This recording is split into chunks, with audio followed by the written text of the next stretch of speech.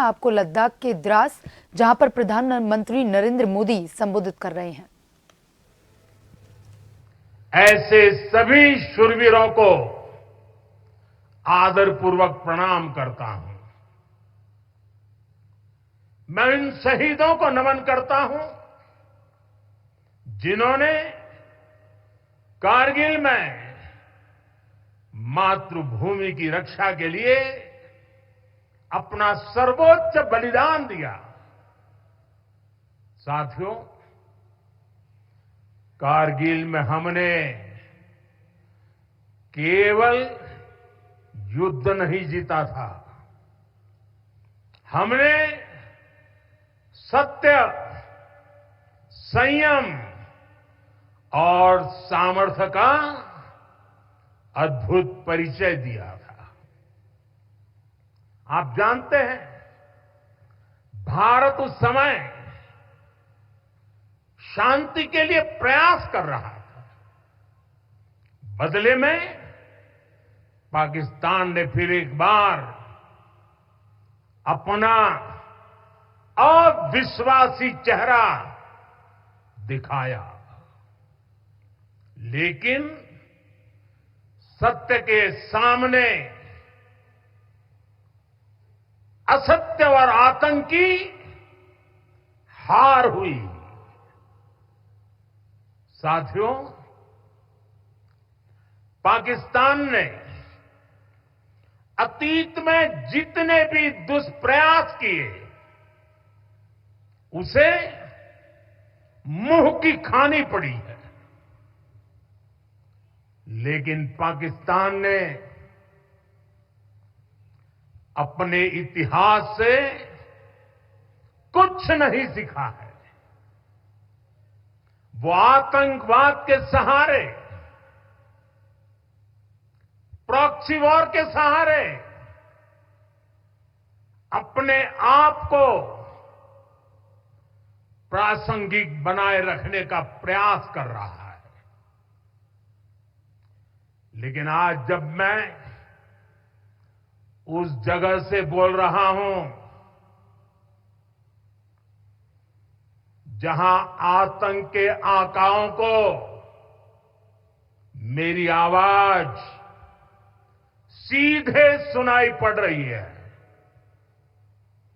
मैं आतंकवाद के इन सरपरस्तों को कहना चाहता हूं कि उनके नापाक मंसूबे कभी कामयाब नहीं होंगे।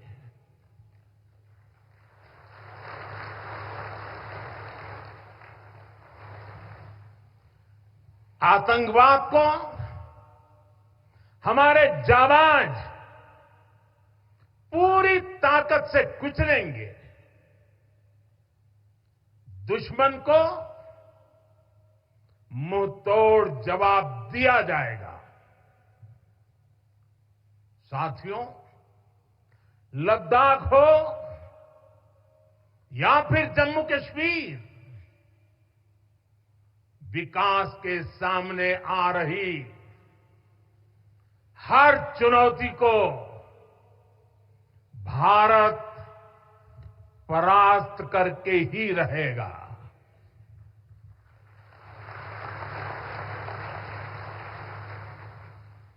कुछ ही दिन बाद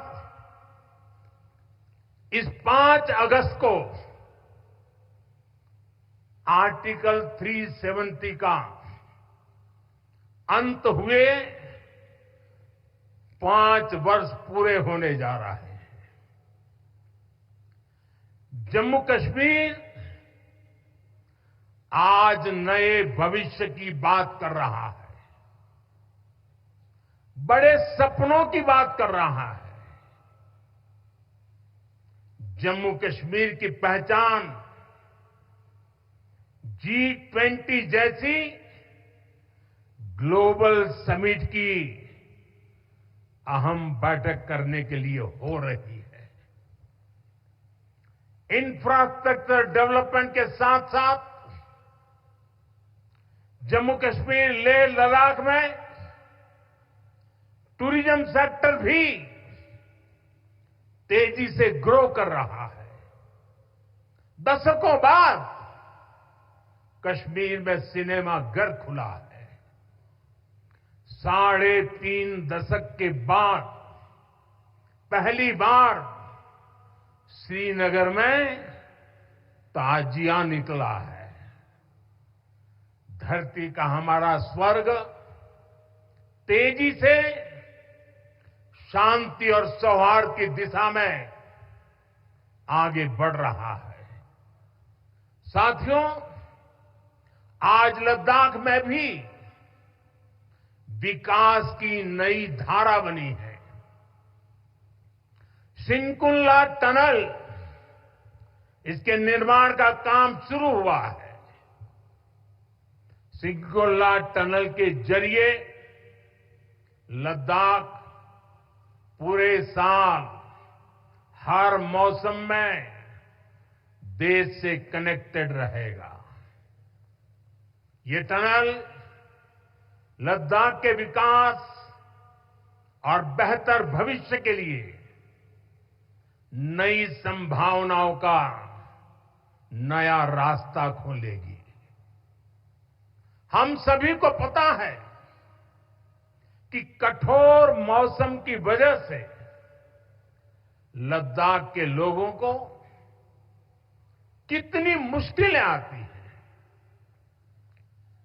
सिंकुल्ला टनल के बनने से ये मुश्किलें भी कम होगी। मैं लद्दाख के मेरे भाई बहनों को इस टनल का काम शुरू होने के लिए विशेष बधाई देता हूं। साथियों, लद्दाख के लोगों का हित हमेशा हमारी प्राथमिकता रहा है। मुझे याद है कोरोना के समय में करगिल क्षेत्र के हमारे कई लोग ईरान में फंस गए थे। उन्हें वापस लाने के लिए मैंने व्यक्तिगत स्तर पर काफी प्रयास किए। ईरान से लाकर उन्हें जैसलमेर में ठहराया गया था और जब स्वास्थ्य की दृष्टि से पूरी तरह संतोषजनक रिपोर्ट मिले, उसके बाद उन सबको उनके घर तक यहां पहुंचाया था। हमें संतोष है कि हम अनेकों जिंदगियों को बचा पाए। यहां के लोगों की सुविधाएं बढ़े, ईज ऑफ लिविंग बढ़े, इसके लिए भारत सरकार निरंतर प्रयास कर रही है। बीते 5 वर्षों में ही हमने लद्दाख के बजट को 1100 करोड़ से बढ़ाकर 6000 करोड़ रुपए कर दिया है। यानी करीब करीब 6 गुना की वृद्धि। ये पैसा आज लद्दाख के लोगों के विकास में, यहां सुविधाएं बढ़ाने में काम आ रहा है। आप देखिए, सड़क, बिजली, पानी, शिक्षा, पावर सप्लाई, रोजगार, लद्दाख में हर दिशा में दृश्य भी बदल रहा है, परिदृश्य भी बदल रहा है।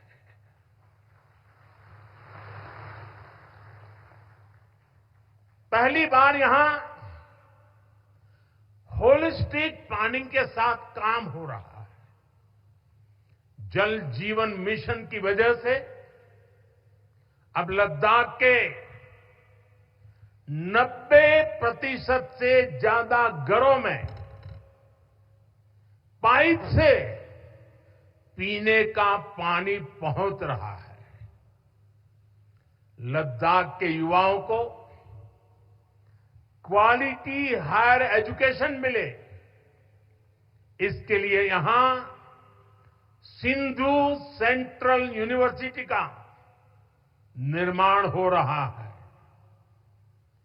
पूरे लद्दाख क्षेत्र को 4G नेटवर्क से जोड़ने का काम भी चल रहा है। 13 किलोमीटर लंबी जोजिला टनल का काम भी जारी है। इसके वजन बनने से नेशनल हाईवे नंबर 1 पर भी ऑल वेदर कनेक्टिविटी हो जाएगी। साथियों, हमने देश के सीमावर्ती क्षेत्रों में विकास के असाधारण लक्ष्य तय किए हैं। चैलेंजिंग टास्क को अपने हाथों में लिया है।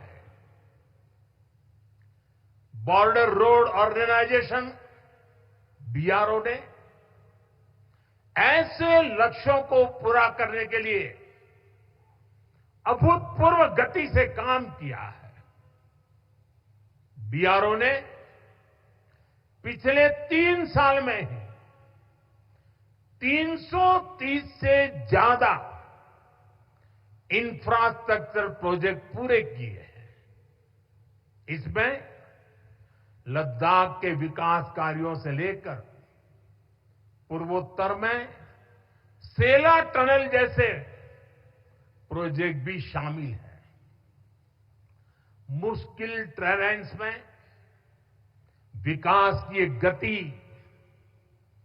नए भारत की क्षमता और दिशा दोनों दिखाते हैं। साथियों, आज की वैश्विक परिस्थितियां पहले से अलग है। इसलिए हमारी सेनाओं को हथियारों और उपकरणों के साथ साथ कार्यशैली और व्यवस्थाओं में भी आधुनिक होना चाहिए। इसलिए देश दशकों से डिफेंस सेक्टर में बड़े रिफॉर्म्स की जरूरत महसूस करता रहा था। सेना स्वयं